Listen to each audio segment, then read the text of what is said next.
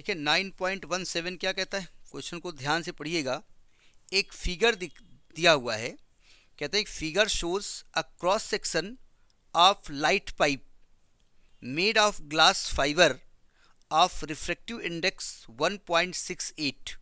अच्छा, the outer covering of the pipe is made of material of refractive index 1.44। What is the range of the angle of incident rays with the axis of pipe for which the total reflections inside the pipe takes place as shown? Question समझ में आया कहे क्या रहा है? Question समझ में आया कहे क्या रहा है? पहली बात तो कंसेप्ट कह रहा है कि टोटल इंटरनल रिफ्लेक्शन की बात हो रही है। पहले वहां पहुंचना पड़ेगा हमको, जरा समझिएगा। हमने पढ़ा है कि लाइट जब डेंसर मीडियम से रेयर मीडियम में जाती है तो नॉर्मल से दूर हट जाती है ना। और जब डेंसर मीडियम में वो क्रिटिकल एंगल पे गिरती है तो वो 90 डिग्री पे रिफ्रैक्ट हो जाती है, इसी को क्रिटिकल एंगल कहते हैं। और क्रिटिकल एंगल से बड़े एंगल पे गिरती है तो उसी मीडियम में वापस लौट जाती है, ऐसे, ठीक है, ऐसे, है ना। यानी कि क्रिटिकल एंगल से बड़े एंगल पे गिरना चाहिए। तो अगर मैं आपसे ये कहूं कि इसमें टोटल इंटरनल रिफ्लेक्शन के लिए एंगल ऑफ इंसिडेंट का रेंज क्या होगा, तो आप कहेंगे क्रिटिकल एंगल से बड़ा।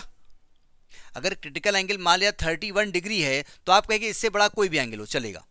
नहीं समझे? ठीक है। अच्छा, उसके लिए जरूरी है लाइट डेंसर में गिरे और रेयर में जाए, ठीक है। अब जरा ये जो कॉन्सेप्ट है ये ऑप्टिकल फाइबर का बता रहा है, ये ऑप्टिकल फाइबर का है। ऑप्टिकल फाइबर में क्या होता है, एक होता है कोर मटेरियल जिसका ये फाइबर बनता है ग्लास का, ये कहलाता है कोर मटेरियल। क्या कहलाता है? कोर मटेरियल, अंदर का। और इसके ऊपर एक लेयरिंग कर दी जाती है, इसको क्लैडिंग कहते हैं क्लैडिंग। कोर मटेरियल डेंसर का होता है, क्लैडिंग रेयर का होता है। अब लाइट डेंसर में गिरी और रेयर में जानी है तो एक ऐसे एंगल पे गिराएंगे कि लाइट इसी के अंदर रिफ्लेक्ट होती रहे। समझ में बात नहीं आई? तो ये ऑप्टिकल फाइबर का कंसेप्ट है। अब मैं आपके क्वेश्चन पे आता हूं, कह क्या रहा है वो देखो। ये आपका एक ऑप्टिकल फाइबर है, नाम नहीं दिया उन्होंने लेकिन ऑप्टिकल ग्लास पाइप बोला है ना, ये ऑप्टिकल फाइबर है। तो आप कहेंगे आप डायग्राम तो लिखो ऑप्टिकला फाइबर बनाए हो, इतना मोटा होता है, ये तो लगता है लेट्रिन से निकलने वाला पानी जैसे होता है उतना बड़ा है। वो इतना छोटा बनाएंगे तो डायग्राम कहाँ से बनाएंगे? और इसके ऊपर क्लैडिंग की गई है ऐसे, ठीक है, इसके ऊपर क्लैडिंग की गई है ना, एक तरीके से एक मटेरियल लपेट दिया गया है। तो अंदर का जो रिफ्रैक्टिव इंडेक्स है वो आपका 1.68 है। अंदर देखो, लाइट डेंसर से रेयर में जाती है तो मैं अंदर वाले को N2 मान लेता हूँ, बाहर वाले को N1 मान लेता हूँ, ठीक है। तो N1 जो है आपका वो है 1.44 और N2 जो है आपका है वो है 1.68, ठीक है। थोड़ा टेक्निकल कॉन्सेप्ट है, समझने की कोशिश करो। अभी डायग्राम ना बनाइएगा क्योंकि गंदा गंदा भी बनाएंगे। देखिए एक्चुअली हमको करना ये है, अब यहाँ से लाइट जाएगी मतलब हमसे मतलब नहीं है। लाइट ये गिरे और गिर करके इसी मीडियम में लौट जाए तो उसके लिए ये जो एंगल होना चाहिए वो क्रिटिकल एंगल से थोड़ा आईसी मान लेते, क्रिटिकल एंगल से थोड़ा बड़ा होना चाहिए। यही मैं कह रहा हूँ ना, मतलब टोटल इंटरनल रिफ्लेक्शन जो है वो कब होता है? जब आपका एंगल ऑफ इंसिडेंस क्रिटिकल से बड़ा होता है, ठीक है। अच्छा, क्रिटिकल एंगल के बारे में बात कर लेते हैं। लाइट देखो, ये यहां देख लेते हैं, ये रेयर मीडियम है, ये डेंसर है, ये रेयर है, ठीक है। मान ली ये ग्लास है, ये एयर है, जानबूझ के मैं लिख रहा हूं, ठीक है। लाइट ये मीडियम 1 है, ये मीडियम 2 है, रेयर को 1 मान लेते हैं। लाइट क्रिटिकल एंगल पे गिरी जिसको मैं फिलहाल आईसी मान लेता हूं और 90 डिग्री पे रिफ्लेक्ट हो गई, ये 90 मान लेता हूं। तो क्या मैं कह सकता हूं sine IC upon sine 90 is equal to 2n1। अच्छा, 2n1 को आप लिख सकते हैं n1 अपान n2, ऐसे लिखा जाता है ना। लाइट जिसमें जाती है उसको ऊपर लिखते हैं, जिससे जाती है उसको नीचे लिखते हैं। यानी ऊपर रेयर मीडियम का लिखेंगे, नीचे डेंसर का लिखेंगे, लिख सकता हूं ना मैं। यानी कि यहाँ पर अगर मैं ये बताना चाहूँ कि क्रिटिकल एंगल जो है ये IC है, ये क्रिटिकल एंगल IC है, तो क्या मैं कह सकता हूँ साइन IC अपान कुछ नहीं is equal to N1 upon N2 लिख सकता हूँ। और इसकी N1 की वैल्यू है 1.44, N2 की 1.68। ये जब कैलकुलेट करेंगे तो ये वैल्यू आई है आपकी 0.8571। और जब आप टेबल देखेंगे साइन टेबल, तो साइन 59 डिग्री की वैल्यू है, साइन 59 डिग्री की वैल्यू है, यानी कि क्रिटिकल एंगल 59 डिग्री यहां पर आ गया।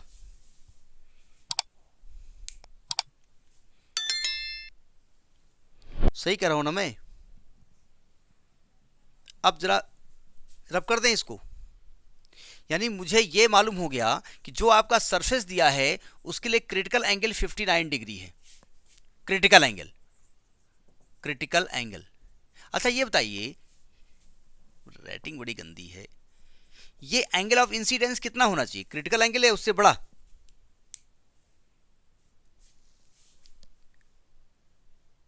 बड़ा होना चाहिए ना। तो यानी कि ये जो लाइट गिरी है, मैं अगर इस एंगल ऑफ इंसिडेंस को I डैश मान लूं, तो आप कहेंगे for the total internal reflection, for total internal reflection TIR के लिए जो I डैश होगा वो ग्रेटर देन IC होना चाहिए। सही कह रहा हूं मैं? यानी कि आप ये कहना चाहते हैं कि I डैश की वैल्यू 59 डिग्री से बड़ी होनी चाहिए। ठीक है, तो मैं ये जान गया कि इसके अंदर अगर टोटल इंटरनल रिफ्लेक्शन चाहिए तो ये जो लाइट गिरे इस सरफेस पे वो 59 से बड़ी होनी चाहिए। समझ में आई बात नहीं आई? लेकिन लाइट कैसे जा रही है? लाइट कुछ ऐसे जा रही है, यहां से ऐसे यहां गिर रही है ना, और आपसे कह रहा है कि ये वाला एंगल कितना होना चाहिए? I, यही कह रहा है ना आपसे। जरा ध्यान, यहां पर रिफ्लेक्शन हो गया ना, इसका रिफ्लेक्शन हो गया है, ये लाइट ऐसे घूम गई है ना, ऐसे या ऐसे घूम गई थोड़ी सी नॉर्मल से, ठीक है, नॉर्मल की ओर झुक गई है थोड़ी सी, तो ये एंगल R हो जाएगा ना। अब भले इस पॉइंट पे देखिएगा, ये गलत में वो मैंने सीधे पास करा दिया, सॉरी।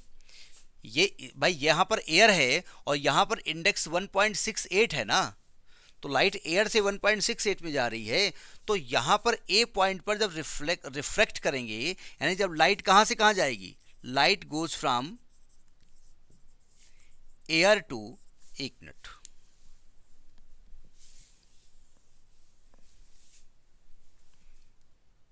देखिए, तो I डैश तो आ गया 59 से बड़ा होना चाहिए।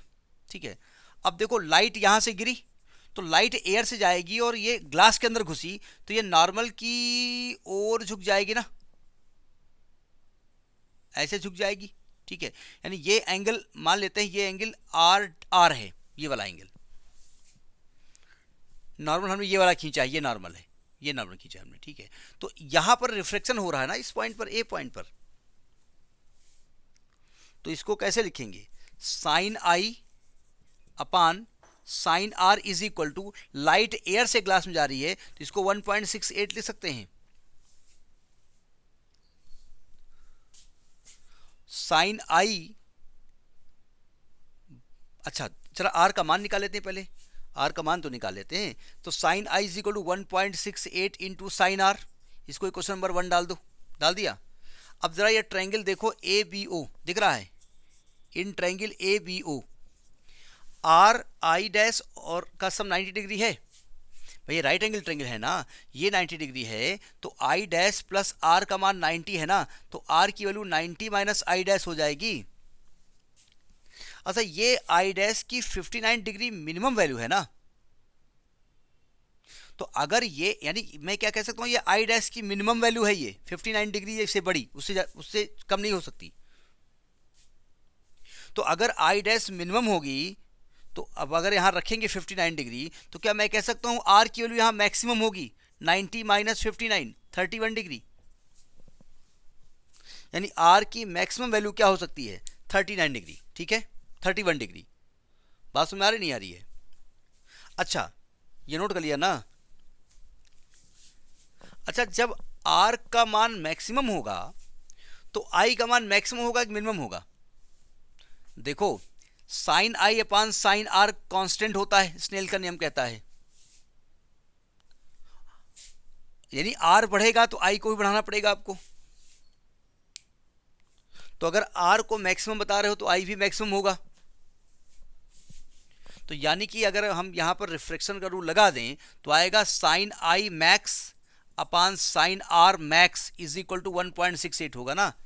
यानी यहां पर मैक्स होगा, यहां पर आई की मैक्स वैल्यू होगी और आर की मैक्स वैल्यू होगी। समझ में आई बात नहीं आई? अब रख दो उठा करके। तो sine I max is equal to, max है ये, 1.68 इंटू साइन 31 डिग्री, और साइन 31 डिग्री की जो वैल्यू है वो है 0.5150। 1.68 इंटू 0.5150, जब इसको कैलकुलेट करेंगे तो आएगी वैल्यू 0.8662, 0.8662, और ये साइन 60 डिग्री की वैल्यू होती है। यानी जो मैक्सिमम आई होगा वो 60 डिग्री होगा। मतलब ये वाला एंगल जो है ना, ये दिख रहा है आपको आई, जहां से एंट्री मार रही लाइट, ये 0 डिग्री से लेकर के 60 तक जा सकती है। अगर 0 डिग्री से लेकर के 60 तक जाएगी तो यहां पर टोटल इंटरनल रिफ्लेक्शन होने वाला है, अदरवाइज ये लाइट बाहर निकल जाएगी। समझ में बात नहीं आई? ठीक है, तो ये इस कंसेप्ट का मतलब होता है। ठीक है, पॉइंट टू पॉइंट लिंक कर लीजिएगा। पहले क्या निकाला गया? पहले यहाँ का क्रिटिकल एंगल निकाला गया। ठीक है, वो कितना आया? 59 डिग्री। फिर कहा गया ये आई डैश 59 से बड़ा होना चाहिए। 59 तक अगर है तो लाइट बाहर नहीं जाएगी। ठीक है, तो 59 से बड़ा होगा तो उसने आर का मान निकाल लिया कि 31 मैक्सिमम होना चाहिए। अगर ये 31 मैक्सिमम है तो आई का मैक्सिमम मान 60 डिग्री होना चाहिए। कंसेप्ट समझ में आया? ठीक है, तो दिस इज 9.17।